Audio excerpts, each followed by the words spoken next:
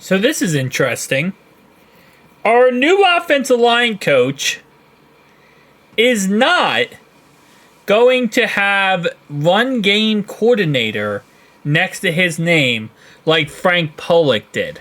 So Frank Pollock, over the last couple years, his job's the offensive line coach, but his specialty was run game coordinator. So he had it next to his name when it came to his position.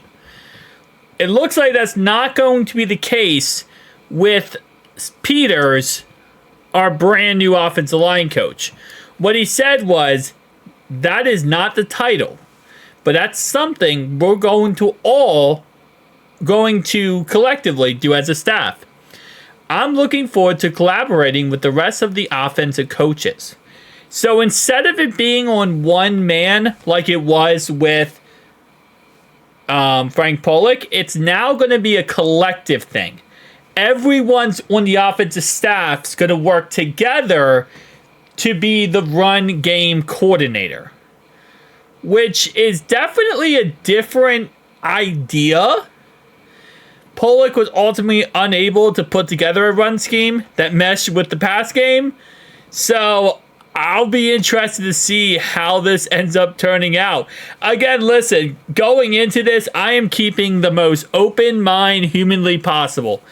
I am just going to trust with all my heart that this is going to work out in the end. I just hope. I think it will. I hope it will, and I have faith it will. But yeah, no, this is going to be a little bit of a different story rather than just being one guy takes the lead. It's more of everyone has to work together, which I don't always love the idea of, just because whenever everyone has to work together, we've seen how it is with Zach Taylor when it comes to calling offense. You know, when everyone works together, Zach Taylor's the guy we're going to listen to. Zach Taylor's the guy we're going to do whatever he wants. Zach Taylor this, Zach Taylor that. And that's usually where my problem would persist when we're talking about, okay, everyone's going to work together. No, Zach Taylor's going to call everything, and we're just going to kind of see where everything goes from there. Now, I don't think Peters is going to be pushed around, though, like Dan Pitcher is as the offense coordinator. So because of that, I don't think it's going to work exactly like that. But again, like I said, it's a different concept. Usually when you hire like an offensive line coach, usually it's okay, I come in, I'm going to do this, I'm going to do that. You know, I'm going to take care of business. And I'm not saying he's not going to take care of business. It's just, yeah, it's more of a group effort, I'll say. This isn't to say Peters can't be trusted to implement his own scheme as a new offensive line coach, but it may be wise for the process to work as a group effort so that its more productive results can be had. Yeah, so instead of trusting just one guy, and if one guy doesn't work out, guess what? We'll all crap out of luck because it didn't work out with that one, coach. Now it's more we're all working together for one single cause, which again, like I said, it works out very well. Okay, as long as everyone is 100% on board with working together and it's not an ego thing, everything will be fine. Just kind of has to work on the boundaries of everyone's working together, everyone's doing what they're supposed to do. We'll see, though. We'll see. I'm keeping the idea going into this that I am running through a field, booty butthole naked, and I'm just praying that no one shoots me with an arrow. That's how I'm looking at next season, and how I'm looking at all these all these hires, coaches, etc. You name it. I am just booty butthole naked running across the field, and I am just praying I don't get hit by an arrow. I don't think I will be. I don't think I will be hit by an arrow. And if I do get hit by an arrow, then you know what? I can only blame myself. That's my motto. Guys, tell me down below your thoughts and opinions. It's going to be a long off season. I promise you that. We re-signed Cam Grandy yesterday. He's our first Bengal we actually signed and got the contract done with. So he's on a 1-year contract. Reality-wise, he's just, at the end of the day, he could always get cut, right? It's not a guarantee he'll be on the roster after the 53-man roster cuts. But he's at least going to be on the roster for the next certain amount of time until preseason and then after preseason as well.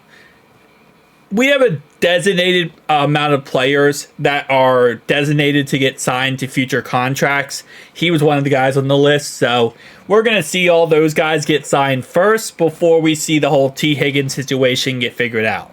Now, keep in mind, T. Higgins cannot get signed until the new league year, which means we're going to have to franchise tag him to get another contract done with him. Because when you sign a franchise tag after July 26, from that point to the end of the season, you cannot get a contract done with your said player. You can't work out a longer term contract. He has to play out the franchise tag.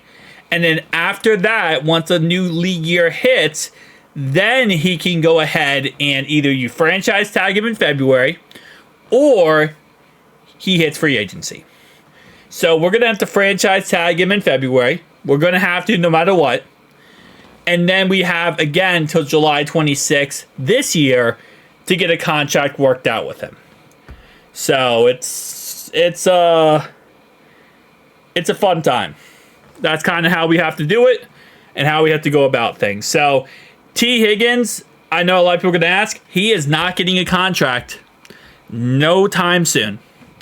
It won't be until March is when he'll probably get that contract. Because I think you have to sign the franchise. No, you don't have to sign it. So he'll get the franchise tag. I believe it's like by March 4th or March 3rd or 4th. We have to put the franchise tag on him.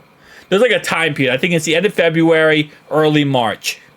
Get a franchise tag on him, either transitional or full-on tag.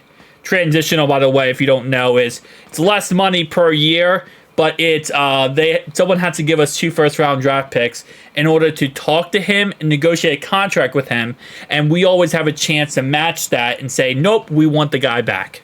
But if they want to, they have to give us 2 first-round draft picks.